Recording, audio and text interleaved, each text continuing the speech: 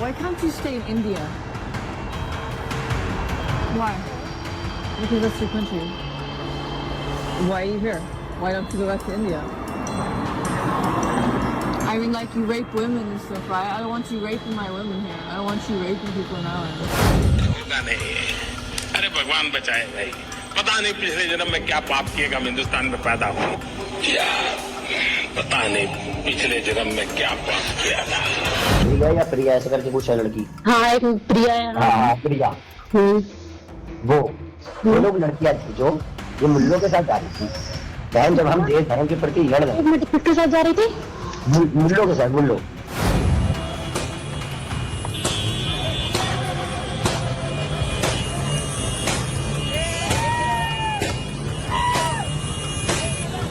हिंदुओं को तू अच्छा मुसलमान है, क्यों विरोध नहीं किया बे? क्यों विरोध नहीं किया? तो अच्छा मुसलमान है नहीं? नहीं चाहिए ना तुम लोग की, हमें वो सहयोग नहीं चाहिए, निकाल। नमस्कार, मैं हूं जगत सिंह अवादा और आप देख रहे हैं सरेंडर टाइम्स। बनाने में स्पेस टेक्नोलॉजी का उपयोग किया है। स्पेस टेक्नोलॉजी से फोटोग्राफी होती है, मॉनिटरिंग होती है। अच्छा, तो मुझे जरूरी नहीं कि मैं पहले से बता दूं कि मुझे वहां इंस्पेक्शन के लिए जाना है, तो फिर तो सब कुछ ठीक ठाक हो ही जाएगा। मैं ड्रोन भेज दूं, पता वही लेकर के आ जाता है और उनको पता तक नहीं चलता है कि मैंने जानकारी ले ली है। अच्छा, एक इंच आधा इंच माल नहीं क्यों? बिल्कुल घटिया आधा इंच माल है इस पे कोई सरकार ध्यान नहीं दे रही है।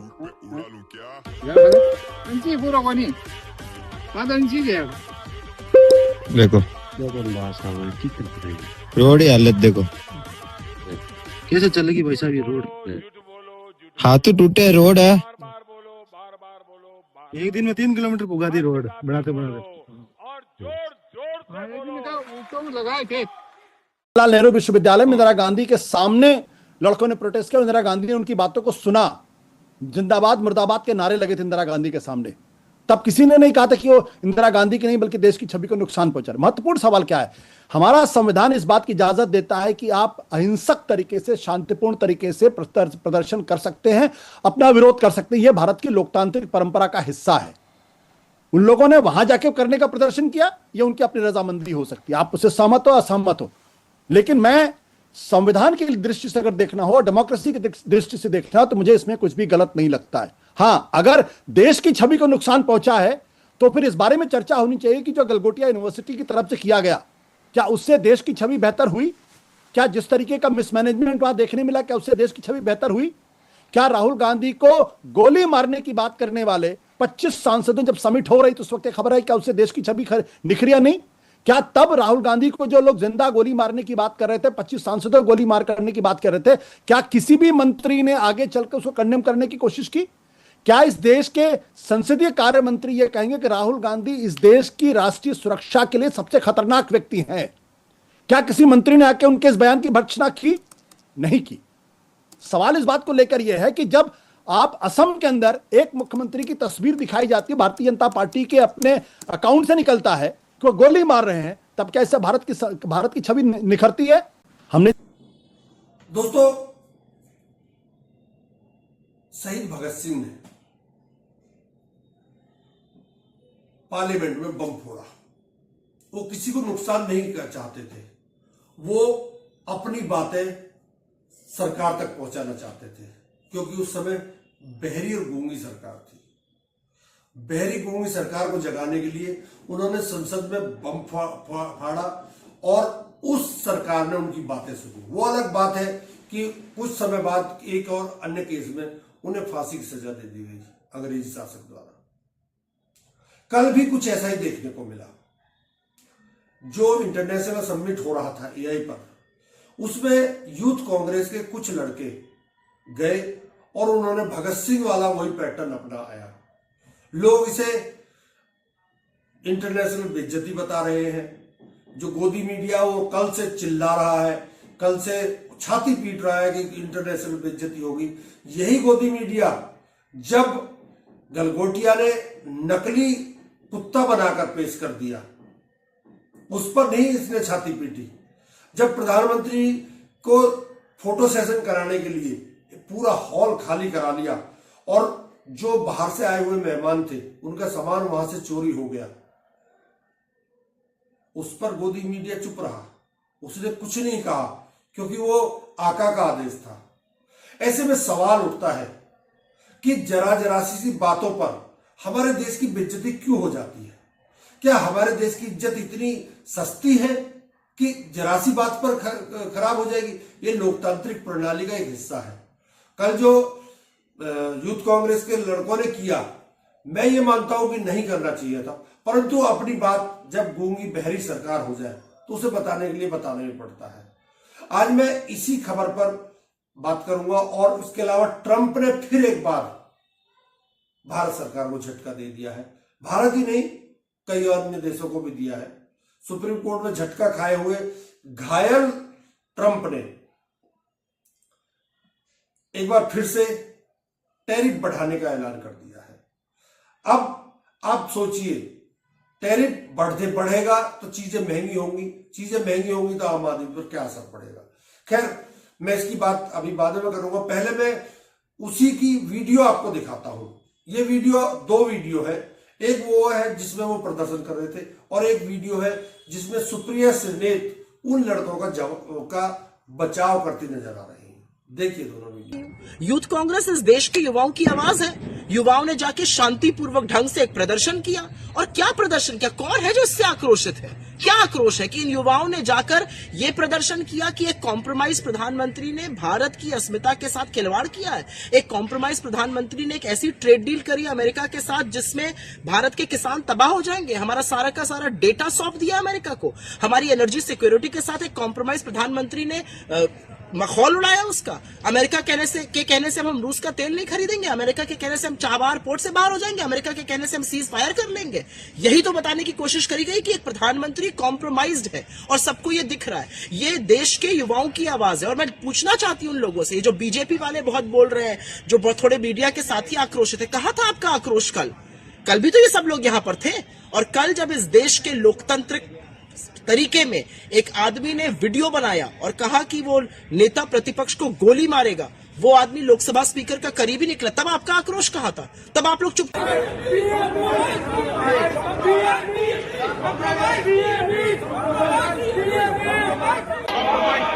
नहीं है कि केवल कांग्रेस ही इसका विरोध कर रही है, टैरिफ का या उसका, या जो गलगोटिया ने किया। समाजवादी पार्टी भी इसमें कांग्रेस साथ है और बाकी अन्य दल, कई दल हैं जिनका अंदर से इंसानियत जागी हुई है, वो साथ है। वो अलग बात है कि बीजेपी और उसके समर्थक मीडिया और उसके समर्थक एनडीए वाले उनके इस प्रोपेगेंडा को, इस जो कल प्रदर्शन हुआ, उसे देश का अपमान बता रहे हैं। देश का अपमान इतना सस्ता नहीं है मेरे का कि कोई भी इसका अपमान कर दे। ये लोकतांत्रिक व्यवस्था है। खैर, अब हम दूसरी खबर पर आते हैं। ट्रंप ने कल एक बार फिर से आज सुबह 10% टैरिफ बढ़ाने का ऐलान कर दिया है। उसने ये कदम क्यों उठाया? क्योंकि आज सुबह वहां की सुप्रीम कोर्ट ने ट्रंप के जो टैरिफ बढ़ाने का प्रोग्राम था जो चल रहा था, उस पर रोक लगा दी है और उसका कहना है कि यह गलत है। सुप्रीम कोर्ट ने क्या कहा? अमेरिकी सुप्रीम कोर्ट ने ट्रंप के दूसरे कार्यकाल की किसी नीति को निर्णायक रूप से रद्द कर दिया है। अन्य क्षेत्रों में अदालत के कंजर्वेटिव बहुमत ने अब तक ट्रंप को कार्यकारी शक्तियों के व्यापक उपयोग की छूट दी थी, लेकिन इस बार सुप्रीम कोर्ट में 6 जजों के बहुमत, 3 कंजर्वेटिव और 3 लिबरल ने कहा है कि बिना कांग्रेस की स्पष्ट अनुमति के इतने व्यापक टैरिफ लागू कर ट्रंप ने सीमा लांघी है। अदालत ने ट्रंप के स्तर को खारिज कर दिया कि 1977 का कानून international emergency economic powers act अप्रत्यक्ष रूप से टैरिफ की अनुमति देता है। जस्टिस रॉबर्ट्स ने कहा, राष्ट्रपति जिस अधिकार का दावा कर रहे हैं वो किसी भी पैमाने पर सीमा से बाहर का था। चीफ जस्टिस ने अपने फैसले में लिखा, अगर कांग्रेस टैरिफ लगाने जैसी असाधारण शक्ति देना चाहती तो वो उसे स्पष्ट रूप से कर सकती थी। उन्होंने यह भी लिखा कि ट्रंप प्रशासन के कानूनी तर्कों को स्वीकार करना व्यापार नीति पर कार्यपालिका और विधायिका के लंबे सहयोग को समाप्त कर राष्ट्रपति को अनियंत्रित ताकत देना है। वहीं ट्रंप बौखला गया इस फैसले को देखकर। उसने कहा मैं किसी भी कीमत पर इसको वापस नहीं लूंगा और भारत को तो ये टैरिफ देना ही पड़ेगा। भारत के ऊपर 10% और लगाऊंगा, मैं 1% टैक्स नहीं दूंगा भारत को और भारत से उल्टा लूंगा। ये बात भी आप सुन लीजिए, एक बार देख लीजिए। इसके फैसले को भयानक और हास्यास्पद बताया और कहा कि वो अदालत के कुछ सदस्यों से शर्मिंदा हैं। उन्होंने कहा कि यह फैसला गलत है, लेकिन इससे फर्क नहीं पड़ता क्योंकि हमारे पास बहुत शक्तिशाली विकल्प हैं। Deal which is the framework which is to be signed with India sometime soon. Will that stand now? And on the decision, nothing changes. No, nothing changes. They'll be paying tariffs, and we will not be paying tariffs. Our deal with India is they pay tariffs. This is a reversal from what it used to be, as you know. India, and I think Prime Minister Modi is a great gentleman, a great man, actually, but he was much smarter than the people that he was against. In terms of the United States, he was ripping us off in India. So we made a deal with India, and it's a fair deal now, and we are not paying tariffs to them. सरकार मौन है, विदेश मंत्रालय मौन है, वाणिज्य मंत्रालय मौन है, प्रधानमंत्री मौन है, गृह मंत्री मौन है, रक्षा मंत्री मौन है, सब मौन है। जो बोले वो कुंडी खोले वाली कहानी चल रही है। परंतु विपक्ष इस मुद्दे को एक बार फिर से भुनाने पर तुल गया है। विपक्ष के राहुल गांधी ने कहा कि मैंने बहुत पहले कहा था कि ये होगा और यही हुआ। क्या कहा था राहुल गांधी ने? पर अमेरिकी सुप्रीम कोर्ट के फैसले के बाद प्रधानमंत्री नरेंद्र मोदी पर निशाना साधा है। अमेरिकी सुप्रीम कोर्ट ने शुक्रवार को राष्ट्रपति डोनाल्ड ट्रंप के टैरिफ को रद्द कर दिया था। इस फैसले के बाद भारत में विपक्षी दलों के नेता भारत अमेरिका ट्रेड डील और भारत पर टैरिफ को लेकर केंद्र सरकार और प्रधानमंत्री नरेंद्र मोदी पर निशाना साध रहे हैं। कांग्रेस नेता राहुल गांधी ने एक्स पर लिखा, प्रधानमंत्री समझौता कर चुके हैं, उनका विश्वासघात अब उजागर हो चुका है। राहुल ने कहा कि प्रधानमंत्री दोबारा बातचीत नहीं कर सकते, वे फिर से सरेंडर कर देंगे। कांग्रेस आरोप लगाती रही है कि प्रधानमंत्री नरेंद्र मोदी ने ट्रेड डील को लेकर अमेरिका के साथ भारत के हितों का ख्याल नहीं रखा। कई बार किसी भी देश के राष्ट्राध्यक्ष की खामोशी कई मैसेज भी देती है और कई बार उल्टी भी पड़ती है। मैं ये नहीं कहता कि प्रधानमंत्री खामोशी उल्टी पड़ेगी, परंतु बोलना भी जरूरी है, जवाब देना भी जरूरी है। विपक्ष जवाब देता है, आप जवाब नहीं देते। क्या बोल रहे हैं कांग्रेस के पवन खेड़ा, इस पर भी आप एक बार बात सुन लीजिए। शैतान का काम होती है। अमेरिका की सुप्रीम कोर्ट ने डोनाल्ड ट्रंप के तथाकथित ग्लोबल टैरिफ्स को खारिज कर दिया। अगर भारत सिर्फ 18 दिन और रुक जाता तो शायद हमें इस तरह के एक तरफा भारत विरोधी ट्रेड डील में कोने में धकेला नहीं जाता। 2 फरवरी की रात मोदी ने वॉशिंगटन को वो लेट नाइट कॉल क्यों किया? आज अमेरिकी सुप्रीम कोर्ट का फैसला आने तक इंतजार करने की शुरुआती रणनीति भारत ने क्यों छोड़ दी? क्या इसकी वजह जनरल मनोज मुकुंद नरवाणे का खुलासा था? क्या जेफरी एप्स्टीन फाइल्स की परछाई है? क्या गौतम अडानी से जुड़ा अमेरिकी क्रिमिनल केस है? या फिर ये सब वजह मिलाकर हैं? आज कांग्रेस खुद को सही बता रही है कि नरेंद्र मोदी वाकई दबाव में हैं। नहीं किया गया है कि सरकार को पहले से वसूले गए टैरिफ राजस्व को वापस करना होगा या नहीं। कहा जा रहा है कि इस मुद्दे पर अदालत की चुप्पी से नई अनिश्चितता पैदा हो गई है। हालांकि ट्रंप ने पीछे हटने से इनकार कर दिया है। शुक्रवार रात उन्होंने कहा कि अन्य कानूनी अधिकारों के आधार पर नया 10% वैश्विक टैरिफ लगाने के आदेश पर मैंने हस्ताक्षर कर दिए हैं। बौखलाए ट्रंप ने कहा कि मैं सुप्रीम कोर्ट के आदेशों को नहीं मानता, उन आदेशों में कोई दम नहीं है, वो आदेश ऐसे हैं जो एक तरफा है। सुप्रीम कोर्ट की बात को मैं नहीं मानूंगा, मैं फिर टैरिफ का ये दौर जारी रहेगा क्योंकि मुझे अमेरिका को महान बनाना है। order to protect, and it says so, in order to protect our country, a president can actually charge more tariffs than I was charging in the past period of a year under the various tariff authorities. So we can use other of the statutes, other of the tariff authorities, which have also been confirmed and are fully allowed. Therefore, effective immediately, all national security tariffs under Section 232 and existing Section 301 tariffs, they're existing, they're there, remain in place, fully in place, and in full force and effect. Today, I will sign an order to impose a 10% global tariff under Section 122 over and above our normal tariffs already being charged. And we're also initiating several Section 301 and other investigations to protect our country from unfair trading practices of other countries and companies.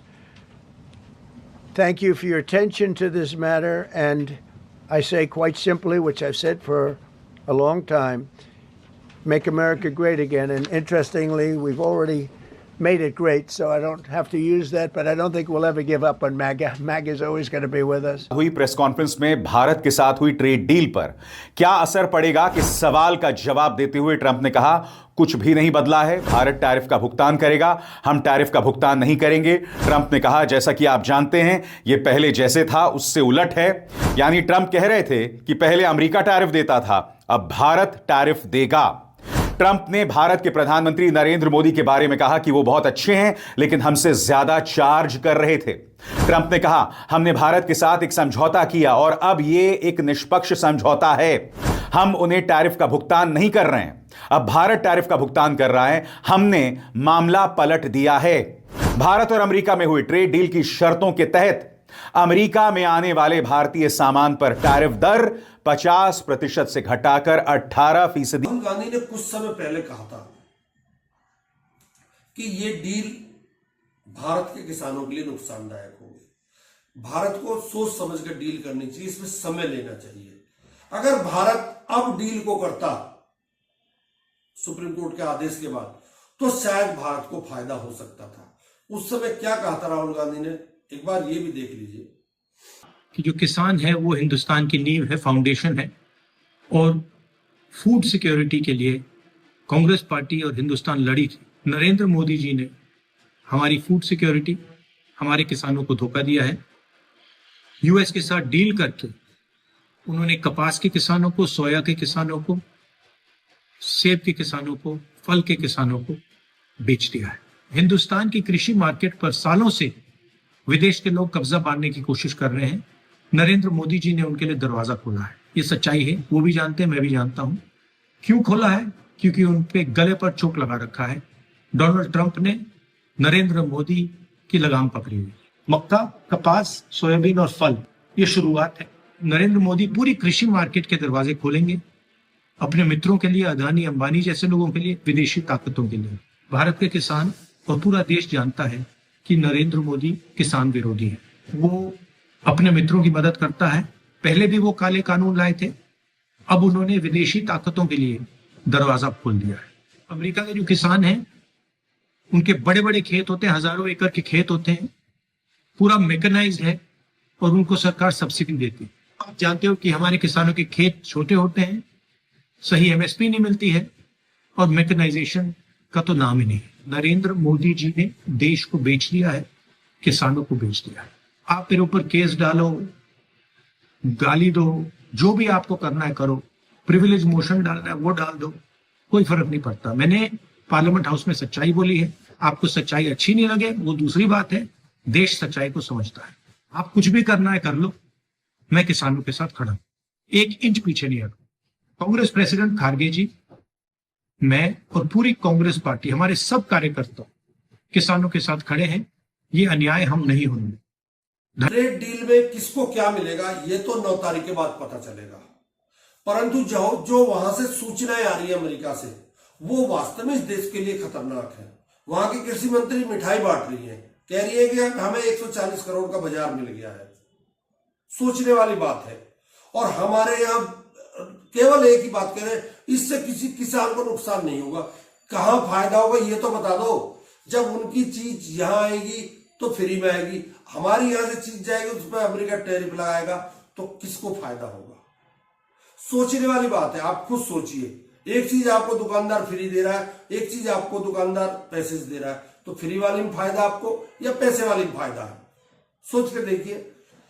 खैर, Trump एक बार फिर से खूंखार मुद्रा में आ चुका है। भारत मौन है। भारत के किसानों पर क्या असर पड़ेगा, भारत के व्यापार पर क्या असर पड़ेगा, और जब सोमवार को बाजार खुलेगा तो अमेरिका के सुप्रीम कोर्ट के आदेशों का क्या परिणाम निकलेगा, ये सोमवार को पता चलेगा। परंतु अगर 10% और बढ़ गया और भारत पर टैरिफ जारी रहेगा का ऐलान ट्रंप कर चुके हैं, मैंने अभी आपको सुनवा दिया, तो उससे भारत को तो फायदा होने वाला है नहीं कुछ भी, और ना ही भारत का शेयर बाजार उठने वाला है। ऐसे में प्रधानमंत्री क्या फैसला लेंगे और हमारे वाणिज्य मंत्री क्या फैसला लेंगे, ये आने वाला वक्त बताएगा। विपक्ष एक बार फिर से सामने आकर खड़ा हो गया है कि ये डील नहीं होनी चाहिए। डील होगी ये 100% तय है। डील दबाव में हो रही है या नहीं हो रही, इसका मेरे पास कोई सबूत नहीं है। मैं विपक्ष की बातों को ही आपको बता रहा हूं कि विपक्ष कह रहा दबाव में है। दबाव में है या नहीं है ये सरकार तय करे, परंतु सरकार को यह भी सोचना चाहिए कि हमारे देशवासियों को कोई किसी प्रकार का नुकसान ना हो इस डील से, या जो टैरिफ 10% और बढ़ाने की घोषणा कर रहा है ट्रंप, उससे। ऐसा ना हो कि देश और कर्जे में डूबता चला जाए। सोचने वाली बात है। आप भी सोचिए, हम तो सोचते ही हैं। नमस्कार, बहुत बहुत धन्यवाद।